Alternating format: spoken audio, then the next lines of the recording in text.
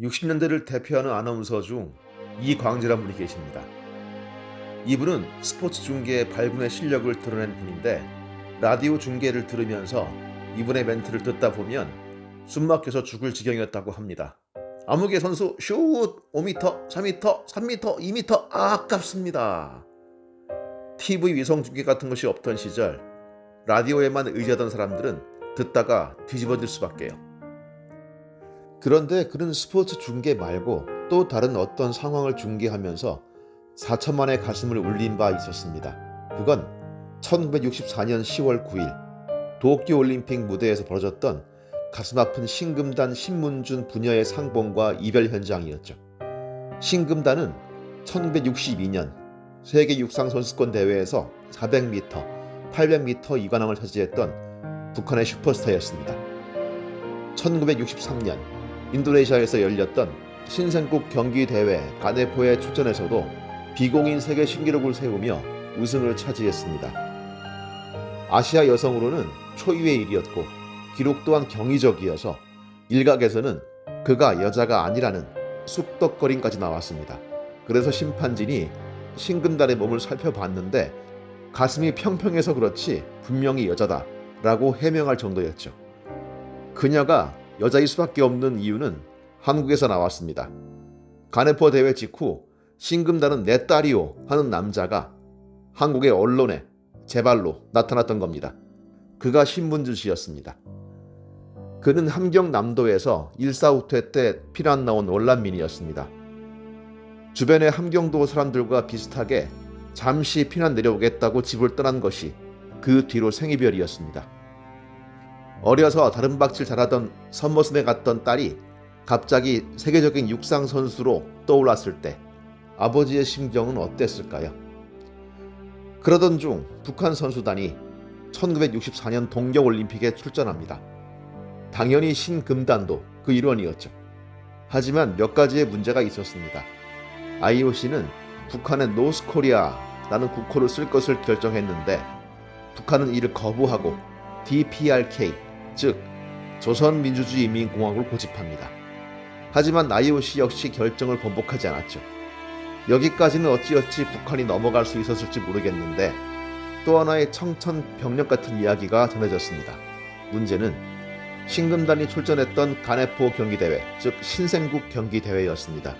IOC는 이런 류의 대회가 올림픽의 존립 가치를 위협한다고 여겼고 이 대회에 출전한 이들에 대해 올림픽 참가를 불허한 겁니다.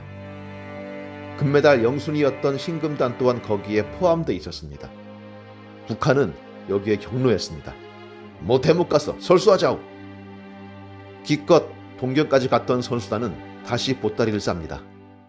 이 소식에 하늘이 무너진 듯 낭패감을 경험한 이가 있었습니다. 바로 신금단의 아버지 신문준이었습니다.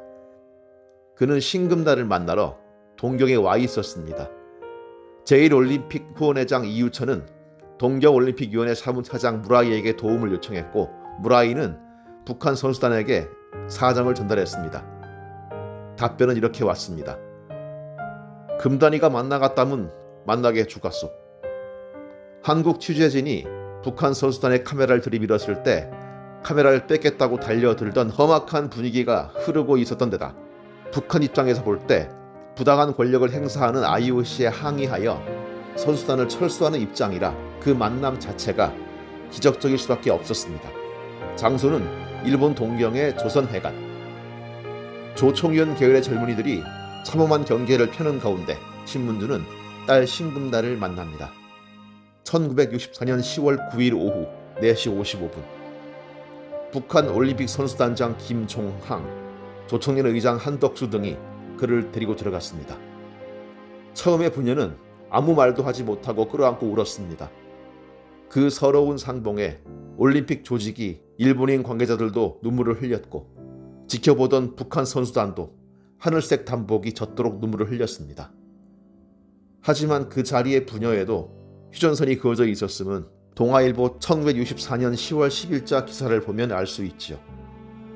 나는 자유대한에서 잘 살고 있으니 걱정 말라. 이렇게 얘기한 아버지와 15년 내에 통일이 될 테니 그때는 온 가족이 모여 살 테니 양심적으로 사시오 라고 답한 딸.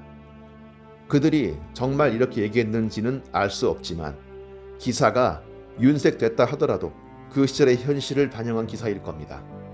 7분여 만난 뒤 신금단은 건장한 제1조총련들과 함께 저쪽으로 사라졌고, 미칠 것 같은 아버지는 북한 선수단이 타고 갈 기차가 기다리는 역으로 향합니다. 신금단은 그 역장실에서 아버지를 기다리고 있었고, 잠깐의 해우 후 신금단은 유명한 한마디를 남기고 아버지와 이별합니다. 아바이 잘 가오. 제 할아버지가 함경도 출신이시라 함경도 사투리가 웬만큼 귀에 익은 저는 그 잘의 발음을 잘 압니다. 이남의 잘과는 확연히 다른 잘에 가까운 그 장음. 어린 시절 할아버지가 저더러 학교 잘 갔다 오너라 하던 그 잘. 신금단 부녀는 그 말과 함께 남북 분단의 아픔을 드러내는 산 역사, 아픈 역사가 됐습니다. 15년 내에 통일이 되지도 않았고 아버지는 그 한 맺힌 만남이 있은 19년 뒤에 세상을 떴으니까요. 그 후로도 오랫동안 부녀의 슬픈 만남조차 정치적으로 계산되던 시대가 계속됐습니다. 남한에서는 짧은 만남만을 허용한 북한의 만행을 규탄하는 골기대회가 연이어 열렸고, 신금단의 아버지 신문주는 그 연단에 올라가서 자신의 아픔을 대중적으로 폭로해야 했습니다. 남북의 현대사를 돌아볼 때마다 항상 느끼는 것이 있습니다. 둘이 똑같다는 거죠. 서로 못 잡아먹어서 안달이었고, 책상 위에 줄 긋고 넘어오면 뭐든 해코지하던 아이들 장난보다 더 못한 자존심 싸움으로 서로를 갉아먹었습니다. 신금단 부녀의 해후는 그 살벌한 유치함의 한 일각이었습니다. 이 사건 이후 잽싸게 누군가 지어 부른 노래 아바이 잘가오의 가사입니다. 운명이냐 비극이냐 이국의 하늘 아래 아바이의 몸을 안고 울었나이다. 자유의 몸이라면 어디라도 가련마는 조국의 이 슬픔을 그 누가 만들었나. 아바이 아바이 아바이 잘가오. 고 신문준 씨는 딸 이름을 잘못 지었던 것 같습니다.